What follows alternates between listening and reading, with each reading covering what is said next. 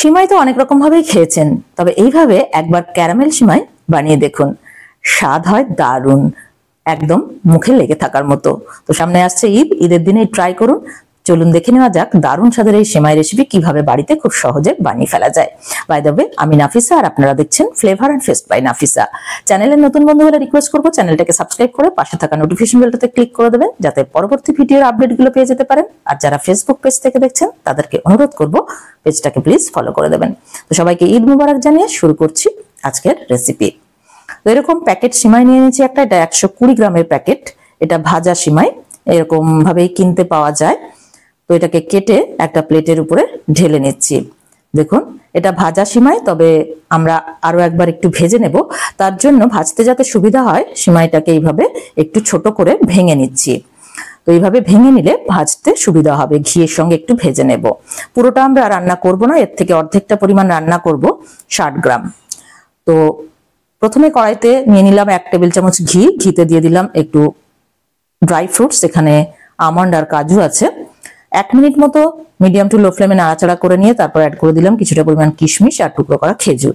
দিয়ে আরো 30-40 সেকেন্ড এটাকে নাড়াচাড়া করে নিলাম। নিয়ে এটাকে তুলে সাইডে রেখে দেব। এই পাত্রেই আমরা সিমাইটা ভেজে নেব। তার জন্য আরো 1 টেবিল চামচ পরিমাণ ঘি অ্যাড করে দিলাম। ঘিটা গরম হয়ে গেলে আমরা যে সিমাইটা টুকরো করে রেখেছিলাম তার থেকে অর্ধেকটা পরিমাণ নিয়ে নিলাম। নিয়ে একদম লো ফ্লেমে এটাকে 3 থেকে 4 মিনিট একটু ভেজে নেব। ঘিয়ের সঙ্গে ভেজে সিমাইটা রান্না করলে এর টেস্টটা কিন্তু খুব ভালো হয়। তো হালকা গোল্ডেন করে ভাজা হয়ে গেছে, দেখুন। তুলে অন্য একটা পাত্র রেখে দিয়েছি। এবার ওই কড়াইতেই অল্প একটু জল অ্যাড করে তার সঙ্গে অ্যাড করে দিলাম 500 ml এর একটা প্যাকেটের লিকুইড দুধ। জলের উপরে এইভাবে দুধটা দিলে দুধটা তলায় লাগে না। তো দিয়ে দিলাম আরো 3 টেবিল চামচ পরিমাণ গুঁড়ো দুধ, এর সঙ্গে মিশিয়ে দিলাম। গুঁড়ো দুধটা দিলে দুধটা ভালোভাবে তাড়াতাড়ি ঠিক হয়ে যাবে, অর্থাৎ একটু ঘন হয়ে যাবে। সামান্য একটু লবণ দিয়ে দিলাম। যে কোনো মিষ্টি জিনিসে একটু লবণ দিলে টেস্টটা বেশ ভালো হয়। হাই ফ্লেমে একটা বয়েল চলে আসলো। বয়েল চলে আসার পর 3 থেকে 4 মিনিট আরো এটাকে কুক করে নেব মিডিয়াম টু লো ফ্লেমে, যাতে আরেকটু ঘন হয়ে যায়। তো একটু ঘন হয়ে যাওয়ার পর আমরা এর সঙ্গে ভেজে রাখা সিমাইটা অ্যাড করে দিলাম। সিমাইটা দিয়ে 2 থেকে 3 মিনিট মিডিয়াম ফ্লেমে কুক করে নেব। খুব বেশিক্ষণ কুক করার দরকার নেই, কারণ এটা সরু সিমাই, খুব তাড়াতাড়ি সফট হয়ে যায়। 2-3 মিনিট পর এটাকে সাইডে রেখে দেব, কারণ এটাকে আমাদের পরে আবারও রান্না করতে হবে আরেকবার। এর মাঝে আমরা ক্যারামেলটা করে নেব। তার জন্য ওভেনে অপর একটা কড়াইতে নিয়ে নিলাম 1/2 কাপ পরিমাণ চিনি। এখানে 125 গ্রাম চিনি আছে। একদম লো ফ্লেমে চিনিটাকে নাড়াচাড়া করতে করতে আমাদের ক্যারামেল করে নিতে হবে। এইভাবে দেখুন আস্তে আস্তে গলতে শুরু করেছে চিনিটা। একটু ধৈর্য সহকারে এই কাজটা করতে হবে।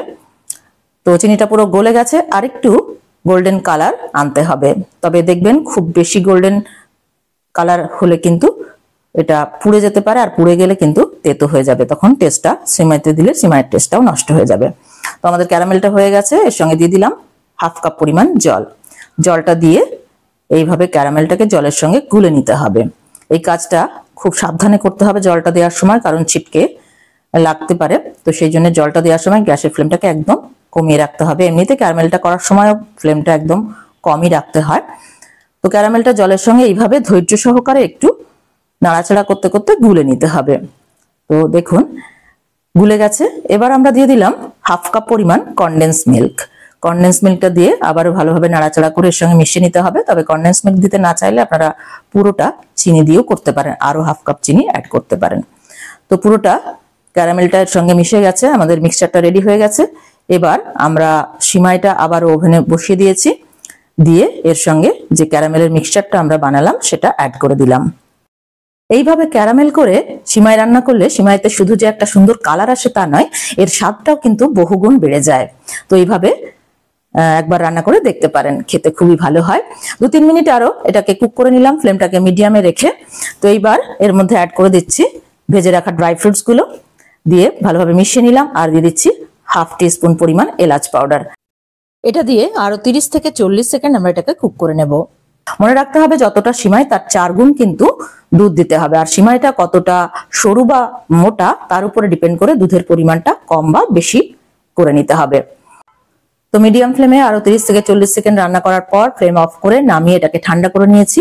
আপনারা চাইলে ফ্রিজে রেখে ঠান্ডা করেও খেতে পারেন। ঠান্ডা হয়ে যাওয়ার পর দেখুন এটা অনেকটা আরো ঠিক হয়ে গেছে। তো তো ফ্রিজে রেখে ঠান্ডা করে খেলে টেস্টটা আরো ভালো লাগবে, কারণ এই সেমাইটা ঠান্ডা ঠান্ডা খেতেই ভালো লাগে। তো ড্রাই ফ্রুটস একটু উঠিয়ে রেখেছিলাম, ভাজা ড্রাই ফ্রুটস, সেটা দিয়ে একটু গার্নিশ করে দিচ্ছি। এটা অপশনাল, না দিতে চাইলে এমনিও সার্ভ করতে পারেন। তো এইভাবে একবার বাড়িতে সেমাই বানিয়ে দেখুন, খেতে অসাধারণ হয়। আর বানালে কেমন হলো কমেন্ট করে জানাতে কিন্তু ভুলবেন না। আজকের ভিডিও ভালো লেগে থাকলে প্লিজ একটা লাইক করবেন, ফ্রেন্ডস আর রিলেটিভদের মধ্যে অনেক অনেক শেয়ার করবেন, আর চ্যানেলটাকে সাবস্ক্রাইব করে আমাদের পাশে থাকবেন। Thank you so much for watching. By.